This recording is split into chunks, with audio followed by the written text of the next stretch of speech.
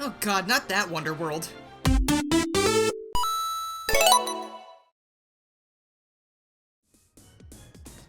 Hello everybody, I'm Garrula64, and are you ready for cats? Well, look no further, because Kyle and Lucy WonderWorld is here. WonderWorld had its first demo released last year at Sage 2018, and that's the Sonic Amateur Games Expo, if you didn't know, and it was one of the games that really caught my eye. I ended up downloading it and putting some time into it before my stream, but unfortunately I didn't end up covering it. Fast forward to a few days ago when I rediscovered the game sitting in my games folder, I decided to boot it up again, and this time I knew I needed to talk about it. Kyle and Lucy is a 2D platformer that takes some inspiration from the Sonic series. Of course, the most immediate change you'll notice is that you aren't a hedgehog with an attitude, but instead two cats full of... catitude? That one left a bad taste in my mouth. Interesting tidbit before we go any further though, if you follow the creator of the game on Twitter, you might have seen that Kyle and Lucy was conceptualized as a 3D platformer, but was changed over to 2D after a little bit. Either way, the game is still really great so far, but I'd love to see them take a stab at a 3D platformer one day, perhaps after WonderWorld is already out there in the world. The game's download page lists Sonic CD, Sonic 3 and Knuckles, and Sonic Pocket Adventure, which I haven't experienced myself yet, as the main specific influences, but unlike those games, Kyle and Lucy is a much more relaxing adventure. Except when you get jump scared by these things. Or these things. The two cats weren't always in this terrifying fever dream, though. The story starts off with the pair climbing a mountain to see a sunrise, which is just about the most pure thing I've ever heard. Lucy gets a little ahead of herself, and she plummets through the giant gold ring, and thankfully, instead of puke bag zone or a half pipe, the two land safely in a land full of floating collectibles and pathways seemingly created specifically for their abilities.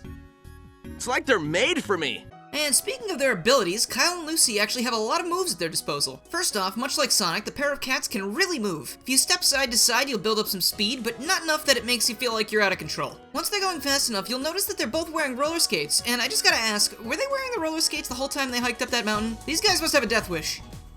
Or Heelys.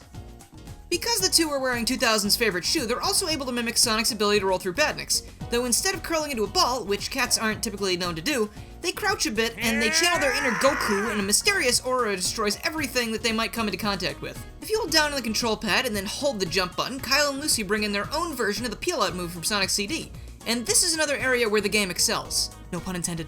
If you hadn't noticed already, this game is beautiful to look at. The pixel art is flawless, and the animations have so much character in them, it's breathtaking. Combine this with the really well-drawn story sequences, and the game is just oozing with personality, and it's still just a demo. Kyle and Lucy also offer the best of both worlds here, as they're a combination of both Knuckles and Sonic. If you jump at the wall, hit the A button, and hold the direction you're facing, Kyle and Lucy both latch onto the wall with their claws, I guess, and you're able to climb up and descend walls. That's not the only thing these mad lads can do, though. You might notice we have some Sonic-esque ramps on the ceilings, too. Well, if you hold the same direction as you're clinging to, and then the A button, these cats rev up and spin dash on the wall. Knuckles wishes he could be Kyle and Lucy. Oh, and speaking of Kyle and Lucy, aside from having tons of personality shoved into each of their sprite sets, there are some differences between the two as well. Up until this point, both Kyle and Lucy's move pools have been the same, but if you press A a second time in the air, the pair fare differently. Kyle gets his air dash type move that propels you forwards, which is fantastically satisfying to use to destroy oncoming enemies, or just gain your speed back. Whereas Lucy has a blaze-like double jump, which can help her precision platform, or land an attack on an enemy. I'm not aware of any other specific differences between the two, but when I first started playing as Lucy, I kinda thought that she, slid around a little bit, kinda like Luigi in some of the Mario games. But after a little bit of playing with her, I didn't notice it anymore, so that might have just been an overactive imagination. While both of these moves are useful, I think I did prefer Kyle's air dash a little bit more because it propels you forward as opposed to just giving you vertical momentum.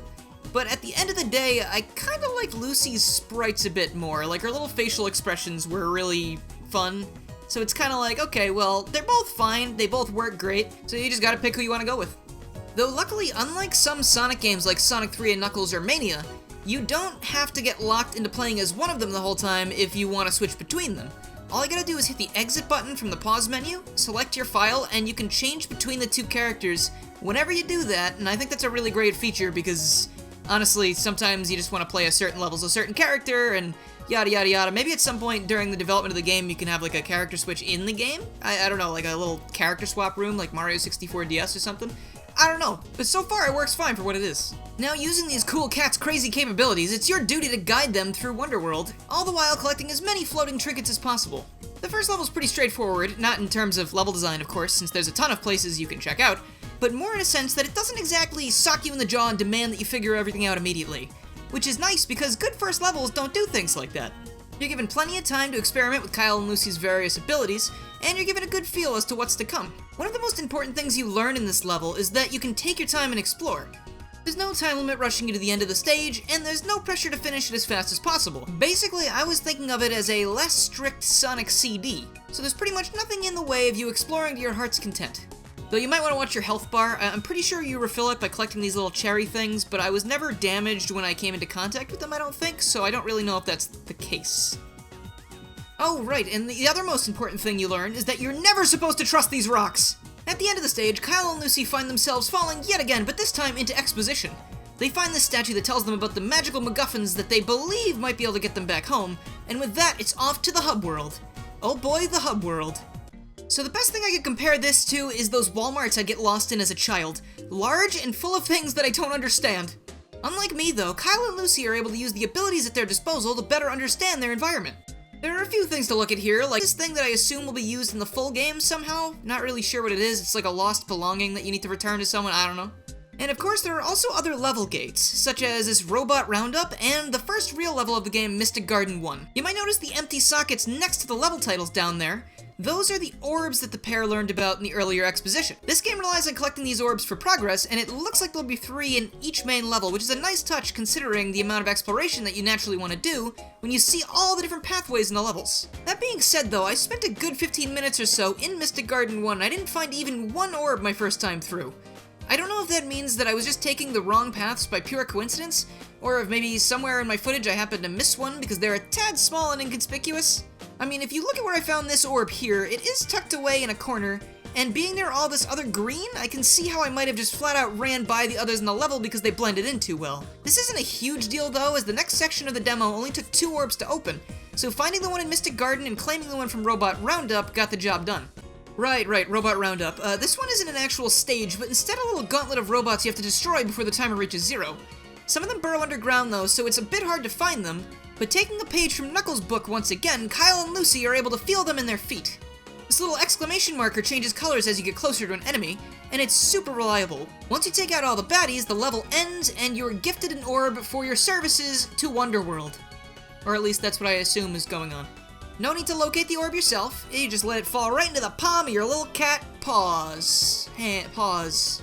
Yeah, no, cats don't have hands, that'd be weird. Now the first level of Mystic Garden here doesn't require too much explanation from me, I don't think, as it's pretty similar to the intro level, except I feel like it's even bigger.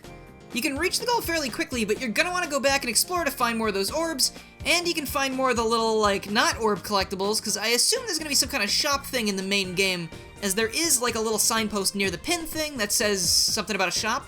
So maybe you'll be able to buy upgrades, maybe you'll be able to buy lives, I don't really know. I don't even know if there's a live system now that I think about it.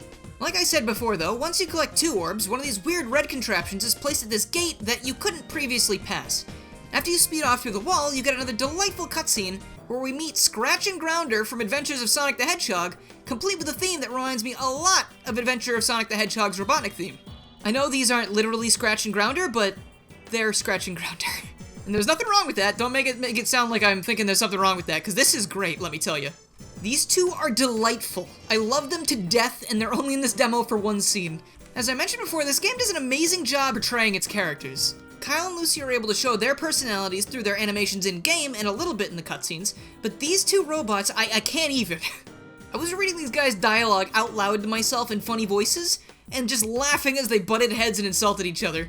And then they did this cool little propeller thing and took off after they got a call from their boss, and it's like, wow, they're not even super ultra, like, incompetent like the characters they're based on. Like, from this one scene, I can already tell that these 2 and their boss are going to be some of my favorite characters in the entire game, and I can't wait to see how they end up interacting with Kyle and Lucy when the full game comes out.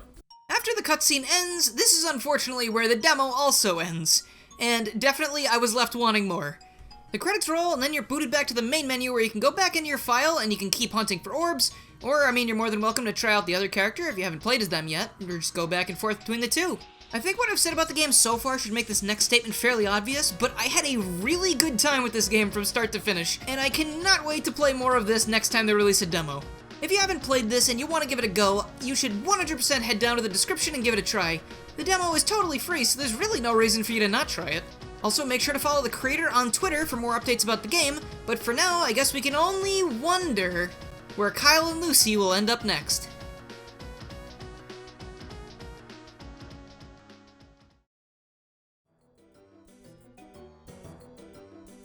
Alright, thank you guys so much for watching this video. I had a lot of fun playing this game and writing up this little script for this. I'm hoping to do more things like this, and if you want to see more things sort of like this video, you can definitely check out my scripted videos playlist that I put at the end of these videos. It's just kind of more stuff like this, funny jokes and all that dumb stuff. Maybe it's not funny, I don't really know. But that's going to be all for today, so if you like this video and you haven't already, please make sure you subscribe, click the bell, follow my Twitter, and join the Discord to keep up with more fan games and other things that aren't fan games, because I do a lot of things. I'd also like to give a huge thank you to my current sponsors if my phone would load. We got Supersonic 99 of CCI Games, Nick 46, Jaded Indolent, Silva PhD, Bob the Hedgehog Gamer, Cosmic Mushroom, Lucas Tallman, Nico the Person, Mitron, Kenneth Gutierrez, Knuckles Channel 3 and Knuckles, Henry S, Rob Morrison, Mega Trafficone, Creative, and Mike TGC. Thank you guys so much for sponsoring, it really means a lot, and if you have any interest in becoming a sponsor yourself, please make sure to check out the link in the description for more information and all the benefits, such as being shouted out at the end of every single video and stream. Thank you guys so much for watching, and I will see you guys next time.